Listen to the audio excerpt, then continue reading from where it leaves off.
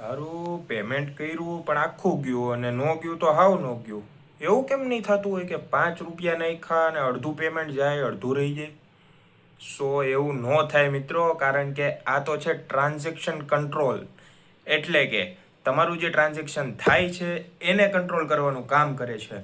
અને જે વસ્તુ આજે આપણે આરડીબીએમએસમાં જોવાના છીએ, તો આ છે એપિસોડ નંબર 10 આરડીબીએમએસ સિરીઝનો. તો વિધાઉટ વેસ્ટિંગ ટાઈમ સ્ટાર્ટ કરીએ આપણે.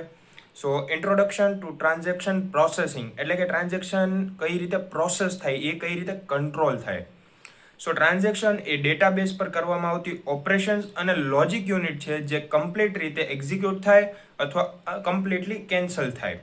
જેમ કે આ થોડું બોલવા નાના છોકરા જેવું છે કે જોઈ તો બધુંય જોઈ છે, નથી જોતું કાંઈ નથી જોતું. તો આ પેમેન્ટ એવું જ છે કે થાય તો બધુંય પેમેન્ટ થશે, નકર એક રૂપિયોય નહીં જાય.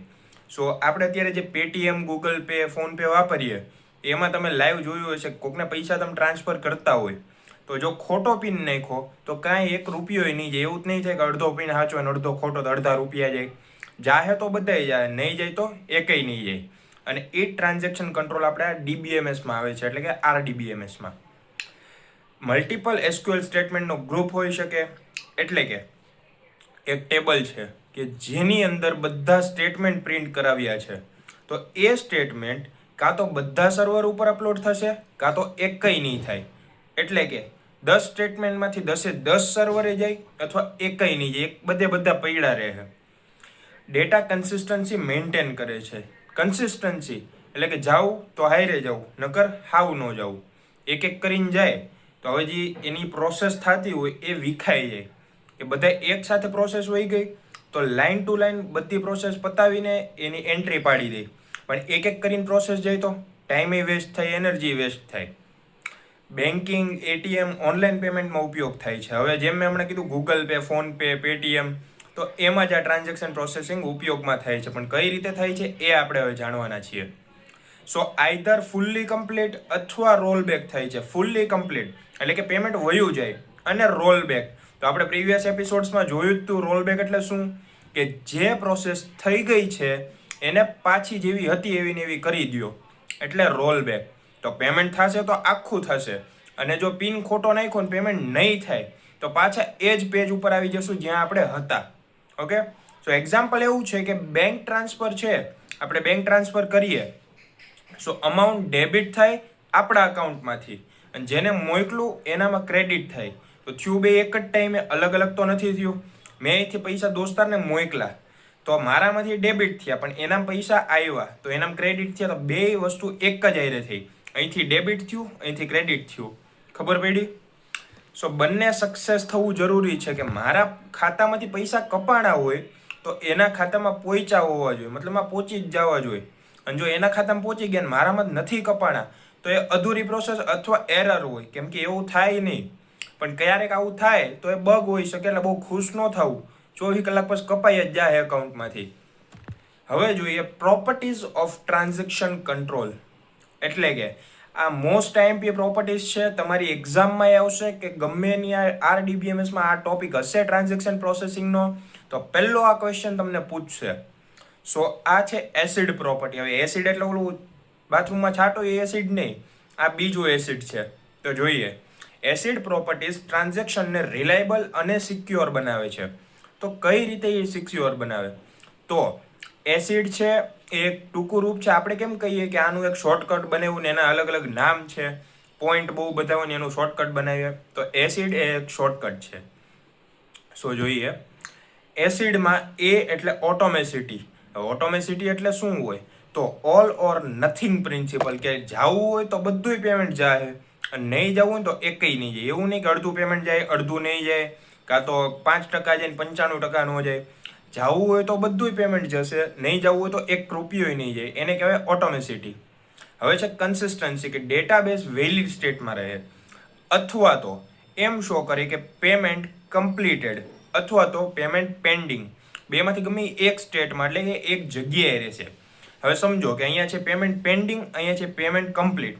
તો આ બેને સ્ટેટ કહેવાય, કે જે જગ્યાએ અત્યારે આપણું વર્ક ચાલે છે. આ સ્ટેટ થઈ ગયું. આઇસોલેશન, પેરેલલ ટ્રાન્ઝેક્શન ઇન્ટરફેર ના કરે.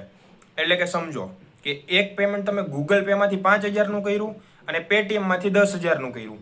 તો જ્યારે ગૂગલમાં 5,000નું પેમેન્ટ તમે કરતા હશો ગૂગલ પેમાંથી, તો જે પેટીએમનું પેમેન્ટ થાય છે ને, તો એ બે ક્યારેય મિક્સ નહીં થાય. ગૂગલ પેમાંથી 5,000 જ જશે અને પેટીએમમાંથી 10,000 જ જશે, અને જેને જાતા હશે એને જ જાય. આમ મિક્સ નહીં થાય.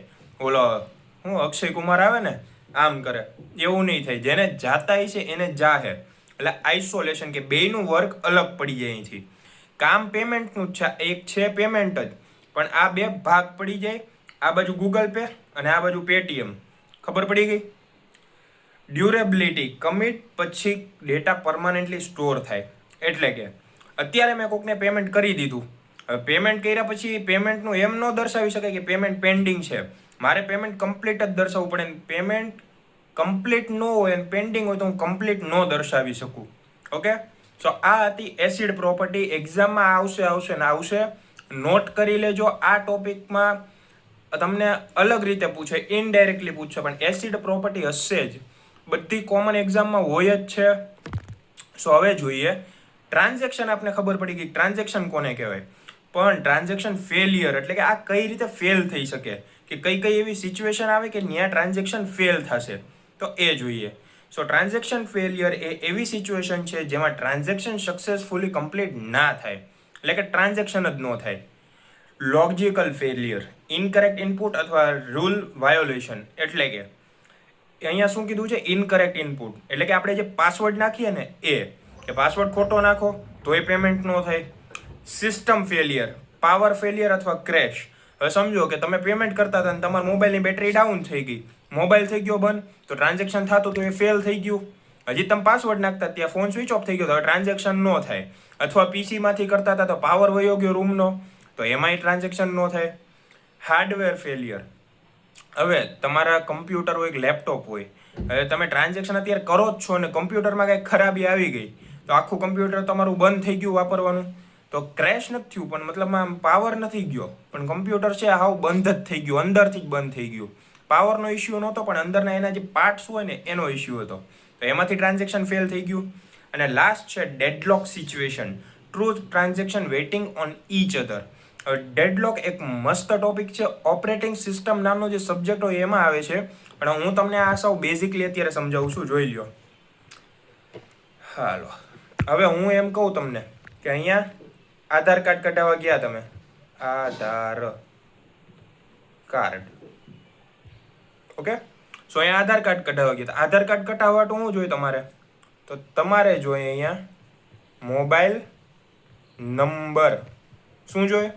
મોબાઈલ નંબર જોઈએ. પણ મોબાઈલ નંબર કઢાવવો હોય તો શું જોઈએ? આધાર કાર્ડ જોઈએ. સો અહીંયા આધાર કાર્ડ. તો અહીંયા એક વસ્તુ નોટિસ કરી કે આધાર કાર્ડ કઢાવવા મોબાઈલ નંબર જોઈએ, મોબાઈલ નંબર કઢાવવા આધાર કાર્ડ નંબર જોઈએ. હવે બેમાંથી એક ન હોય તો એ કંઈ નહીં થાય. તો અહીંયા શું લૂપ બની ગઈ કે જ્યાં સુધી આધાર કાર્ડને મોબાઈલ નંબર નહીં મળે ત્યાં સુધી આધાર કાર્ડ નહીં બને, અને મોબાઈલ નંબર છે અને આધાર કાર્ડ નહીં મળે ત્યાં સુધી મોબાઈલ નંબર નહીં બને. તો બે એકબીજાને વાટે બેઠા, એક કંઈનું કામ નહીં થાય. અને આને શું કહેવાય ખબર? ડેડ લોક. એ મસ્ત રીતે હું તમને ફની વેમાં કહું, ડેડ લોક. તો આ ત્યાં સુધી લોક રહીને જ્યાં સુધી માણસ મરી ન જાય, કે આમ થાકી જવો જોઈએ કે આ કયા થાય વાટ જોઈને મરી જવો જોઈએ, ડેડ થઈ જવો જોઈએ, ડેડ લોક. આ ખબર પડી? ઓએસનો એક ટોપિક છે, તો બેઝિકલી તમને સમજાવી દીધું. તો આના પછી જે સિરીઝ આવવાની છે ઓએસની એમાં કામ લાગશે તમને. સો આ તમે જોઈ લીધું ડેડલોક સિચ્યુએશન. લાસ્ટમાં જોયું ને two transaction waiting on each other, કે ટુ ટ્રાન્ઝેક્શન હતી, આધાર કાર્ડ, ફોન નંબર, બે એકબીજાને વાટ જોતું હતું ને બે મરી ગયું. ફેલિયર સમયે રોલબેક જરૂરી બને છે, કે ફેલિયર થાય તો રોલબેક સ્ટેટ કામ આવે, કે જે પ્રીવિયસ સ્ટેટ હતું તો એ સેવ થઈને બની જાય, કે ભાઈ પહેલાં આ કામ હતું તો આ સેવ થઈ જાય, આગળનું કામ ભલે ડિલીટ લાગી જતું હોય. અને ડેટા ઇન્ટિગ્રિટી બચાવવા માટે રિકવરી સિસ્ટમ કામ કરે, એટલે કે ડેટાબેઝ ઇન્ટિગ્રિટી બચાવવા માટે કે એનો જે ડેટા છે એને કોમન રાખે, કે જેવો હતો એવો ને એવો રાખે. સો આને કહેવાય ડેટા ઇન્ટિગ્રિટી. તો આવી રીતે ટ્રાન્ઝેક્શન ફેલિયર થઈ શકે. સો આઈ હોપ કે તમને વિડીયોમાં બધું સમજાઈ ગયું હશે. જો ના સમજાણું હોય તો કમેન્ટ કરો, હું તમને રિપ્લાય આપીશ અને તમારો આન્સર આપીશ જે તમને ક્વેરી હશે એના થ્રુ. અને આ વિડીયો જો તમને પસંદ આવ્યો હોય તો વિડીયોને લાઇક કરો, ચેનલને સબસ્ક્રાઇબ કરો, અને આ વિડીયોને તમારા બધા મિત્રો સુધી શેર કરો, જેથી તેમને પણ આ વિડીયો હેલ્પફુલ બની રહે. તો મળીએ નેક્સ્ટ વિડીયોમાં.